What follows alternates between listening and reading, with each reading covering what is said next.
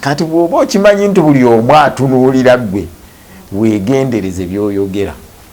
Bw'oba teweegendereza omuntu asobola kukusoomooza n'oyogera lwa busungu, ekiddirira kiba kyekyo. Abateekamu omunnyo, kati ye Muhoozi bw'ateekako tweet abalala ne bateekamu omunnyo nti asobola n'okubigamba ng'abalaata, ab'okuteekamu omunnyo, abanoonya kanaaluzaala, abanoonya olutalo, abaakyawa Muhoozi ne batandikirawo ne bakizimba ne bagamba kiri bwe kiri. Ate eyo sayansi ey'omutimbagano yonzibu nekyotoogedde basobola kukitwitingaawo. Byali ku mukutu gwe tebabuteekako ku mukutu gwe. Kale wona osinzira okubeera ng'otula ku mukutu guno nkwaniriza nnyo olunaku olwaleero nkubuuzaako nti wasuze otya, wasiibye otya, wonna w'osinziira byonna byokola. Nyina Matovu Vianney Ngoma mulungamya ya byabufuzi mu Furonasa. Tugenda kwogera ebigambo olunaku olwaleero. Kansoke musaba kubuuzeeko tutandike. Matovu, buuza abantu abatulaba mbaaniriza ku mukutu guno era nsanyuse kuwayaamu nammwe. Njala tutandikire wano. Soko taputire ku tweet zino ezibadde zitambula eza mutabani w'omukulu Jeno Muhoozi ku ambassador wa America. Ndowooza obusungu bwava ku abapoliisi be bateekako envumbo ng'agamba nti obudde bwonna bw'otetondera muzeeyi oba embassy wetetondera muzeeyi oddayo oluvannyuma n'agikuulayo. Kirekawa enkolagana ya Uganda ne America. Enkolagana ya Uganda ne America tekyaliwo. Kankuwe wensinziirira okugamba nti tekyaliwo. Ebitongole bino by'ensi yonna biri wansi wa America. Twayina wano Amnesty International ng'ekitongole nga kireese office za region Africa yonna wano mu Kampala kyagenda.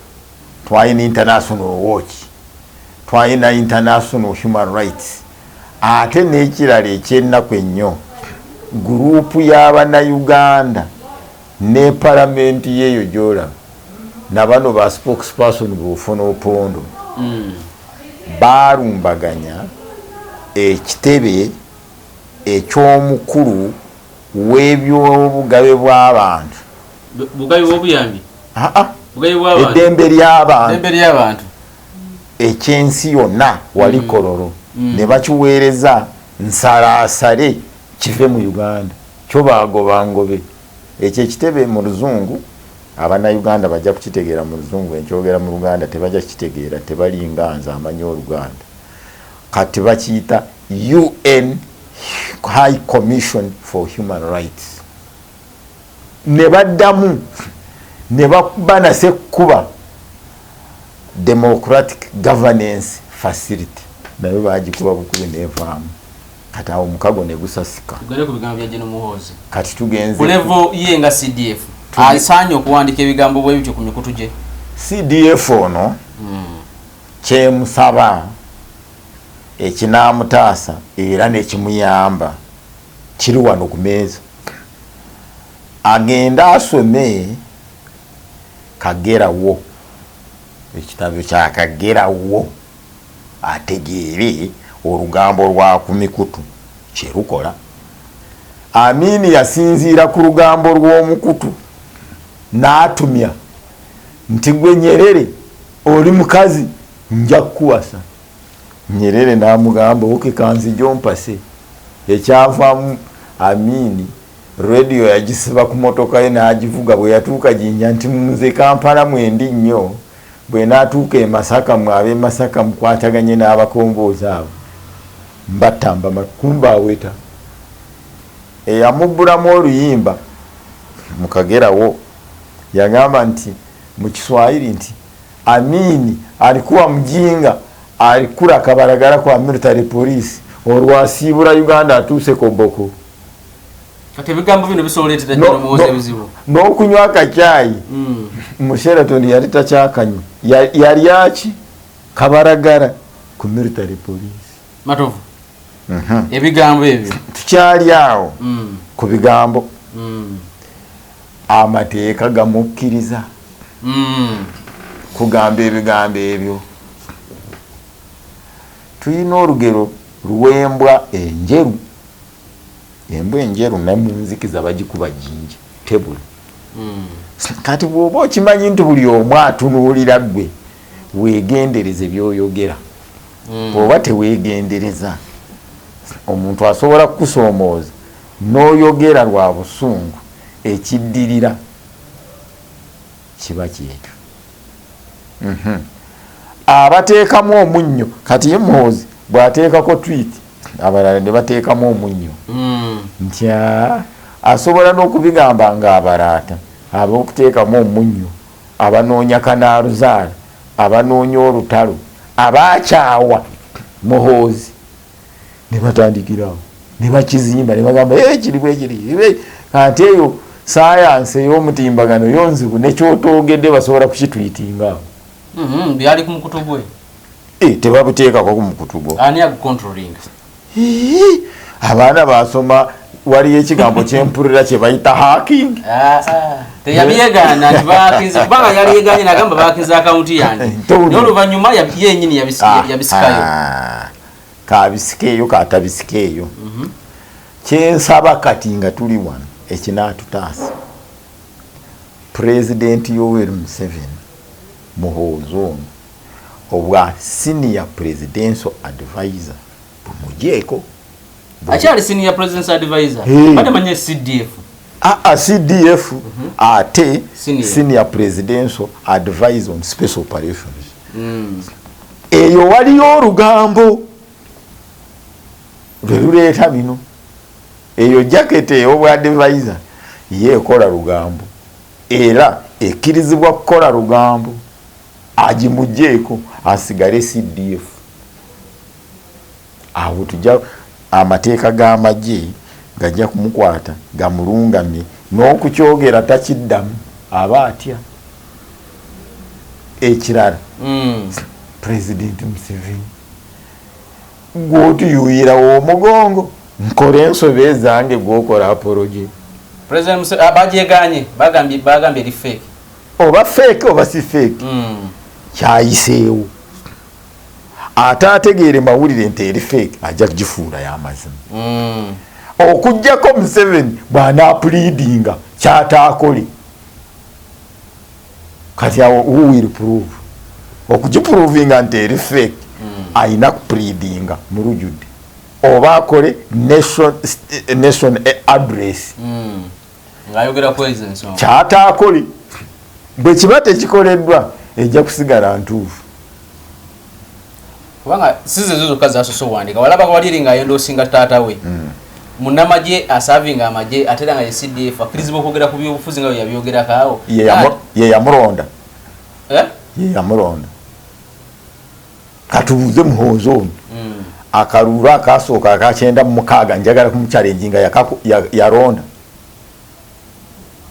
Simanyi. Emyaka egironda yagiina. Teyagiina mu kyenda mu mukaaga. Ye yamulonda. Aye yamwenda osinga yagamba ajja kwesimbawo. Ekintu ekitali kikyo. Pierre yayogerera under PRU. Tajja kwesimbawo naye twenda osinza ono. Naye n'ekirala kyenjagala ontaputire atali munnamagye tajja fuga Uganda era atali wa police tasobola fuga Uganda. Wali olabyeko abaloota misana nga batunula. Baba beebase tosobola loota ng'otunula ssebo webali be bano bani Bamuhoozi abaloota misana. Kamubuuzi yazaalibwa magye oba yatendekebwa magye? Munnamagye. Yazaalibwa munnamagye.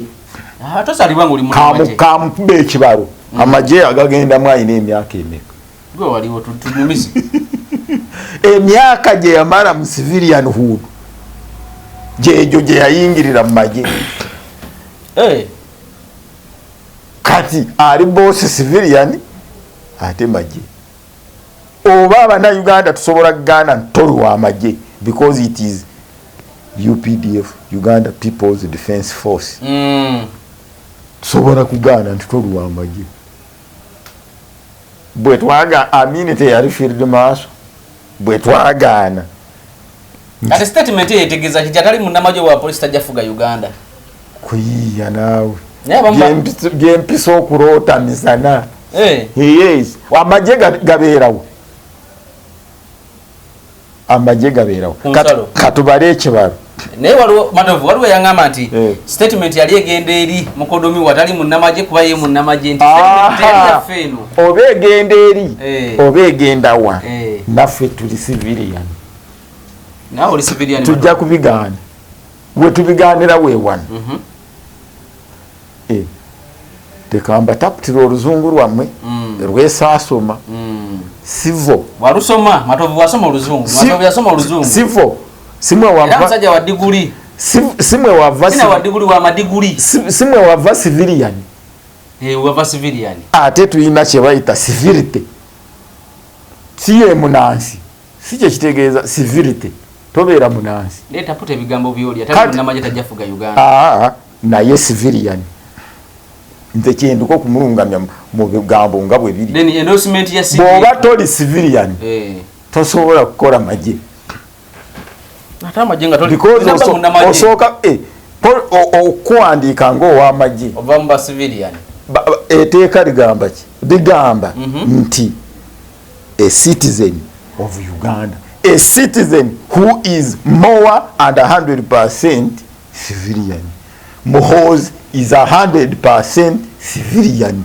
Yeevoola bwevoola ye mwennyini, ye yeka ye yeevoola. Katuleete mukazi we kyeki simumanyi. Kati bw'anabeera president nga w'amagye anaaba kusibira engugu baveewuwe abaana be baki sibamanyi nze tumanya bana nabo bayinza oyingira amagye oba nabo anaabafuula amagye alyoke kibalansinge. Katubuuze ab'ekika kye katumutandike bulungi ab'ekika kye bonna. Katutandikire wajjajjaawe magye, katugendere ddala ba ankobe magye. Ebyo byaggwa kati sawa kali munnamagye oyinza talina bulabako. Kati abantu batereke ekintu kyabwe okigwemu oluvannyuma nga bakitereka dda ba civilian be batereka Uganda eno gye twepankiramu tebagitereka. Kati CDF okwogera ku byobufuzi kitegeeza ki? CDF okwogera ku byobufuzi kitegeeza nti yeetuminkiriza mu mongole ekikwasaganya omukago wakati w'abajaasi n'abantu ba bulijjo, civil military relations mu luzungu bwe bakiyita. Tulinayo CPC, chief political commissar. Manyali wa mwana mufolonasa. Neri mu UPDF mwali. So kati okwogera ku byobufuzi yabuuse layini. Yabuuse layini. Ye yandibadde afuna reporter mu bano. Ye talina na kugenda mu tweeting ezo. Tweeting ezize zandibadde zize ng'omutaka. Nga tezirimu bya bufuzi, tezirimu bya gwanga, tezirimu bya magye. Because ye teeka terimu kukkiriza kwogera kwebyo ababyogerako mbakuwadde.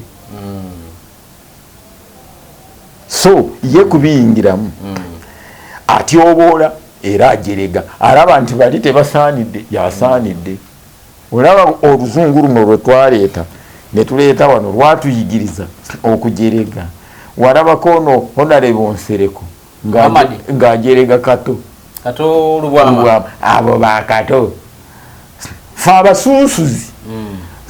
Nsereko eyasoma obwalooya mujega affidavit gy'akopa wali n'akyusa address bagikola mwaka ki yali atonzeewo eyiye Nsereko muveeko tugeze mu jansanvu tuvudde waawo ebyo kwebiva tuvudde waawo omuntu bw'asomya profession eno atandika kujerega banne tuvudde waawo.